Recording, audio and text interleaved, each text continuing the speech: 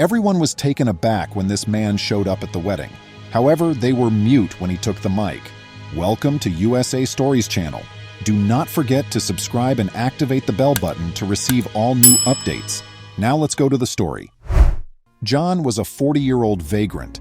All he can recall is waking up in a hospital almost 5 years prior. He wasn't even sure of his own name, but he was dubbed John by the medical staff, so he went by that. He was informed at the hospital that he had been discovered on the side of the road, barely alive. He seemed to have been thrown from a car that crashed and caught fire at the base of a cliff, killing everyone else inside but for himself. There was no more explanation for their link, and the other passengers in the car were all men.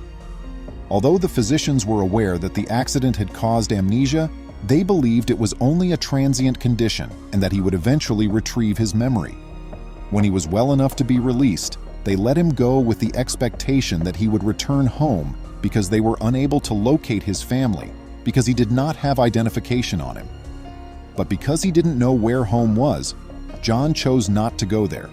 He spent hours waiting at the bus station the day he was freed, since he had no idea where to go. He boarded the last bus and got off at the final stop when it arrived. He met Ray there when she discovered him wandering the streets. When John said that he did, Ray, who had asked him if he needed a place to sleep, brought him to a gathering spot for the homeless near the bus stop. John was pleased with how kind everyone was and was taken aback to see so many tents in one area. They asked him questions for which he had no answers, but it didn't stop them from providing him with a bed. He eventually grew used to living like a homeless person as time passed. He was happy with his life until Ray showed him how to obtain the necessities. However, there was always a persistent thought in the back of his mind. His pre-accident existence was something he really wanted to know, but it eluded him. John could only recall that it was a song. Though he couldn't recall where he heard it, it always made him feel better. He was immediately referred to as John the Singer, since he had been singing the song every night since arriving at the homeless hub. They invited him to perform for them on evenings when they needed entertainment. However, he would only sing one tune, and they eventually became weary of hearing it. While searching for meals one day, John and Ray came upon an area where loud music was being played. John paused to listen, and he was soon joining in on the song. He was thrilled to recall anything from his past, and the lyrics were drawn from his recollections. After that, he went to the same location every day to listen to music. Though he rarely understood the words, he eventually picked up a few songs and began amusing the shelter patrons with them.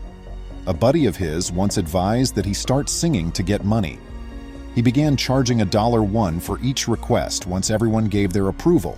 He saved money to purchase a guitar because, for some reason, he thought he could play it. John, the vocalist, rose to prominence. Every time, he would sit on a sidewalk and wear a cardboard around his neck that said, "Make your song request and I'll grant your wishes for $1."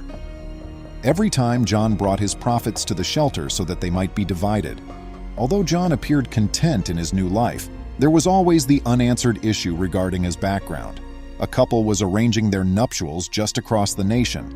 May and Ryan had gone above and above to make sure everything about their wedding was ideal. To have their fairy tale wedding, they had put off the event for years. It was all part of their ideal, so they purchased the luxury clothes and even organized the destination wedding. But as the wedding day drew nearer, May began to experience sadness. She had fantasized as a child of having her father escort her down the aisle, but he was not present, so she was unable to share the important occasion with him. By pretending to be their dad, her brother attempted to lift her spirits, but it wasn't the same. They flew to the wedding location 2 days before to the event to put everything up. However, the band that was scheduled to perform that evening informed them that their flight had been delayed and they would not be able to arrive in time for their wedding. May found it hard to believe. If they could find someone to sing, her ideal wedding would be destroyed. A DJ was proposed by her friend, but none was available. Then someone proposed using their phone to create a playlist of music for the wedding team and plugging it into the speakers. May couldn't bear the thought of it and started crying, but she had no choice but to comply. Following the resolution of the music issue, the groom and his pals celebrated the bachelor's eve in the town. They heard a homeless man sing to a gathering of people while they were traveling. The groom had an epiphany after hearing his thunderous voice. After handing the man $1, he approached him and requested him to sing a wedding song. The guy spoke, filling the room. The homeless man said yes when Ryan, the groom, asked him if he would want to perform at the actual wedding the next day. The groomsman went to the homeless man's regular site the next day to pick him up. His name was John. Despite his best efforts, his clothing were soiled and outdated. The groomsmen bought him an outfit since they knew he wouldn't have anything good to wear. He still appeared rather haggard with his long hair and disheveled beard, but he looked better. When it was time for the bride and groom to dance, they instructed him to come on stage and sing. The bride was unaware of the surprise the groom had planned for her until just before the wedding celebration, but she was at a loss for ideas. She watched a man with a guitar come on stage when it was time for their first dance. A few visitors, including May, were uncertain about his presence. They were really a little taken aback and questioned the identity of this scruffy-looking dude. However, the man opened his mouth and started singing before May could become agitated once more. He had a wonderful voice. May was ecstatic and taken aback. Ryan was happy too. He didn't respond when May persisted in asking where Ryan had found him. "Don't worry, my love," he murmured. "Let's have fun." The crowd asked for more songs when John finished the first one. The song he recalled from his past, the only tune he had sang at the shelter at start, was the first song that sprang to mind.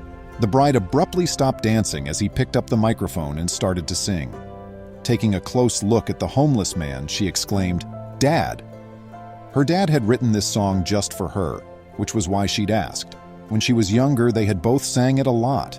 All in the bridal hall was bewildered, but as she drew nearer, a flicker of recognition appeared in her eyes. She ran to give him a hug and started crying. Her brother and mother walked up to the stage. Woman makes fun of elderly man while flying, without knowing who he is.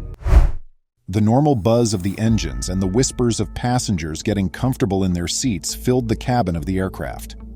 Mrs. Harrow, a young, well-dressed white woman, was standing in the aisle, her finger pointing accusingly at an old black man who was seated near the window and her face contorted with contempt. With a tone full of disdain, she said, "I will not sit next to this man." As people turned to watch the altercation play out, the temperature in the plane seemed to decrease. Marcus, the old guy, had arrived on the airplane with minimal fanfare. He had retired as an African-American history professor, and he was on his way to a symposium to receive recognition for his services to the subject. Despite encountering bigotry several times in his life, Marcus maintained his composure. The only offense he committed today was sitting next to Mrs. Harrow, who felt he wasn't worthy of first class. The flight attendants hurried to defuse the situation as Mrs. Harrow carried on her rant. One of them said, "Please, let's all take our seats and discuss this calmly." But Mrs. Harrow was certain in her decision. "He most likely can't afford this seat." She said, "He could take anything from me." Those around her were horrified by her unfounded claims. Keeping his composure, Marcus grabbed his phone and started live streaming the interaction. He was aware that in the era of digital technology, information may travel swiftly and expose injustice. His voice a calming counterpoint to her harshness. "Ma'am, I'm just here to travel, same as you," he remarked quietly. Mrs. Harrow's face was a mask of fury as she crossed her arms. She said, "I don't believe you. People like you don't belong here." Marcus groaned and gave a little shake of his head. "And what kind of people are those, ma'am?" "You understand exactly what I mean," she shot back, her voice getting louder. "This is first class, not the back of the bus." The flight attendants looked at each other nervously, not knowing just how to react to the rapidly worsening situation. A young woman called Sarah was one of them, and she moved forward. "Please, ma'am, let's attempt a diplomatic resolution to this. If you're not comfortable, we can locate you a different seat," Mrs. Harrow argued. "I shouldn't have to move. He should be the one to go." With composed and determined gaze, Marcus turned to face Sarah. "I'm not going anywhere. I'm perfectly allowed to be here." Sarah acknowledged Marcus's position with a nod. "Obviously, sir. Everyone, please try to maintain your composure." While Marcus was live streaming the event, he was reminded of his late wife Clara and how she had always pushed him to confront bigotry with grace and respect. He reminisced about their numerous trips together and how, despite discrimination, they had always faced the world together. The tension in the cabin increased as Mrs. Harrow leveled her charges. She immediately cried out, her voice falsely indignant, "He's stolen my watch! I demand the police be called!" Her remarks reverberated throughout the cabin, serving as a sobering reminder of the huge gaps in the advancement of society. The passengers looked at one another nervously, not knowing where to look. A man seated a few rows back got to his feet. "I saw everything," he said. This man remained seated on his chair. Nothing was taken by him. Mrs. Harrow gave him a fierce look. "Mind your own business." The man firmly said, "It is my business when someone is falsely accused. You should be ashamed of yourself." Marcus's live broadcast captured every minute as the crisis worsened. Supporting and indignant replies flooded the comments area. One remark said, "Marcus, we stand with you." "This cannot be tolerated," stated someone else. He received support from the digital community, whose voice became stronger by the moment. In response to Mrs. Harrow's unfounded charges, police officers boarded the plane as soon as it touched down. Standing tall and confident that her falsehoods would be proven true, she exulted. "At last, take this man into custody." She said, "He's a liar and a thief." Instead, the cops came up to her after learning about it from Marcus's live video. "Ma'am, we need to talk to you about your accusations," an officer said sternly. Everyone in the cabin became silent as the gravity of the situation descended upon them. Marcus experienced both relief and regret. Although he hadn't intended to engage in this conflict, he felt he had to oppose such overt bigotry. His mind shifted to all the children he had guided throughout the years, hoping this episode would teach them the value of bravery and moral rectitude. The passengers stared in disbelieving silence as Mrs. Harrow's facade shattered and Marcus's phone revealed the inevitable truth. Her victorious face gave way to a defeated one as the cops led her off the aircraft. Marcus was shook, but he didn't lose his cool. His calm strength was a ray of hope. "I appreciate you standing up to her," a fellow traveler leaned down and said in a whisper. "You carried it off so elegantly." Marcus nodded, resolve and tiredness mixed together in his gaze. "It's not easy, but it's necessary." When the incident's video went viral, there was an outpouring of sympathy for Marcus and disapproval of Mrs. Harrow's behavior. After being covered by media, the incident swiftly came to represent the continuous fight against racial discrimination. Marcus was commended for his cool-headed and respectful answer, and he was asked to share his story on a number of venues to spread the word about respect and tolerance. Following the incident, Marcus got a lot of responses from individuals who were impressed by his calmness and fortitude.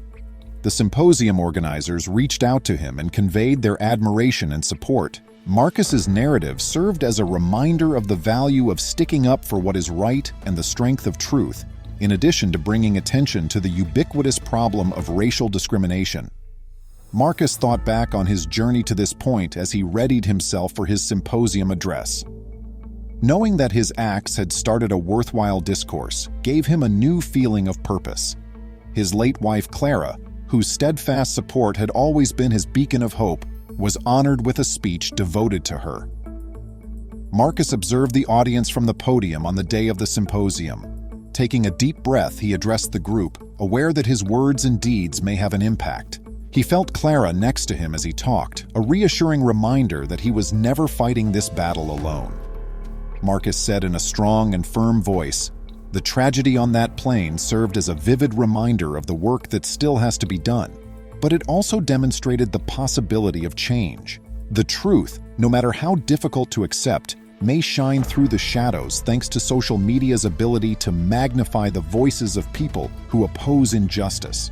Touched by Marcus's comments and his steadfast dedication to justice, the crowd listened carefully. The gathering exploded in cheers as he finished his address, a standing ovation that highlighted the significance of his words. With determination and thankfulness in his heart, Marcus walked down from the podium. Although he was aware of the difficult path ahead, he he was prepared to carry on the struggle for respect and equality. He felt a newfound feeling of optimism and resolve, with the support of innumerable people and Clara's memory serving as a beacon. For everyone who attended the symposium, including Marcus, it turned out to be a pivotal moment. His experience was a potent reminder that any bravery, no matter how modest, may make a significant difference in a greater movement for change. With the awareness that his trip was far from done, Marcus departed the stage, but that he wasn't the only one seeking to create a society that was more compassionate and just. This tale serves as a potent reminder of how pervasive racism still is and how crucial it is to confront it with grace and respect. Marcus, a retired professor, experiences overt prejudice but handles it coolly and resolutely, utilizing contemporary technologies to reveal the unfairness. His deeds inspire a surge of solidarity and demonstrate the power of honesty and morality. We discover that racial discrimination still persists and that it may show up anywhere. Marcus responded with dignity and composure, setting an example for how to deal with similar circumstances. His live feed became viral, demonstrating the ability of social media to hold people accountable and draw attention to injustices on a large scale. This event also emphasizes how important it is to keep up the fight against discriminatory thoughts and actions. It makes us think about what we've done and how important it is to support people who are discriminated against. If you had been in Marcus's shoes, how would you have handled the situation? What is the extent to which social media may be used to counteract bias, and what are its limitations? Policeman stops a black officer. He never looks back once he rolls down his window. Officer Jack Thompson was out on his routine patrol in the little village of Riverton. It was a calm evening, the type when the occasional speeder or someone running a stop sign was the main source of excitement. Jack had been a police officer for more than 20 years and had seen it all. He took great satisfaction in his intuition and his capacity to understand people and circumstances. But those gut feelings would take him to an event that would change his life tonight. There had been prior complaints about Jack's alleged racist harassment, particularly directed at local black neighbors. He had received many warnings due to his reputation for profiling, yet he always avoided facing significant repercussions. But tonight, his unbridled prejudices will finally catch up with him. Jack saw an older model BMW traveling marginally over the speed limit as he drove along Main Street. The man driving, who was black, appeared to be rushing. Jack became suspicious. There had been a few break-ins in this area lately, so he was suspicious of a black man driving an expensive automobile at night. He made the decision to look into it. After turning on his lights, Jack stopped the BMW. With his palm resting on his holstered gun, he exited the cruiser and radioed in his location. As Jack got closer, the driver looked up looking surprised and then a little frustrated. "Good evening, sir," Jack remarked in an impartial voice. "Do you know why I pulled you over?" With a sigh, the man inhaled deeply. "No, policeman. Why did you stop me?" Jack's eyes became a little narrower. "You exceeded the posted speed limit. May I view your registration and license?" The man gave a slight squint, but he obliged, taking out his wallet and giving his license and registration. "My name is Emmanuel Adams. I was on my way home from my office." Jack looked at the paperwork carefully, but she wasn't convinced. "Step out of the car, Mr. Adams." Emmanuel's face became stern. "Is that really what's needed? Nothing I've done has gone wrong." "That's standard procedure," Jack firmly retorted. "Step out of the car." Emmanuel reluctantly left the room. Jack gave him a cursory frisking before indicating the cruiser. "I'll check your information. Stay at this place." Pulling out his phone, Emmanuel made a call as Jack headed back to his car. "This is Emmanuel. Hello, Mark. And police is pulling me over and acting as like I'm a criminal. Could you please visit the station?" Chief Mark Reynolds of the police department, on the other hand, saw right once how urgent the situation was. "Emmanuel, I'll be right there. Remain composed." Unaware of Emmanuel's call, Jack came back. "You're arrested for obstructing the administration of justice," he said, grabbing his handcuffs. Defiantly, Emmanuel lifted his hands. "What? I haven't taken any action." "Don't mislead me. You were pushing back," Jack angrily said. When Emmanuel spoke up, he began to cuff him. "You're committing a grave error. I'm close friends with the police chief." Jack sneered. "Yes, exactly. I find it hard to accept that a person such as yourself is close to the chief." Emmanuel was pushed violently into the cruiser by Jack, who drove to the station as his mind raced with ideas that confirmed his suspicions. Jack was taken aback to find Chief Reynolds standing there, obviously enraged. The chief yelled, "Officer Thompson, what the hell is going on?" Jack sought to justify himself. "This individual was attempting to struggle and elude, sir. He attempted to flee and was disrespectful." With composure, Emmanuel took a little gadget out of his pocket. "Chief, my automobile has a dash cam. Everything was captured on tape." When the chief seized the gadget and showed the tape, Jack's face became pale. It was evident that Jack had been unnecessarily aggressive and had arrested Emmanuel. "Jack," said the chief in a chilly tone, "you've crossed the line for the last time." The proof was unquestionable. The following several weeks passed quickly.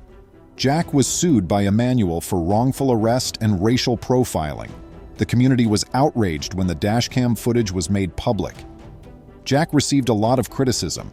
His past grievances were unearthed, and this time there was no turning back the repercussions. His career was ruined when he was let go from the police department.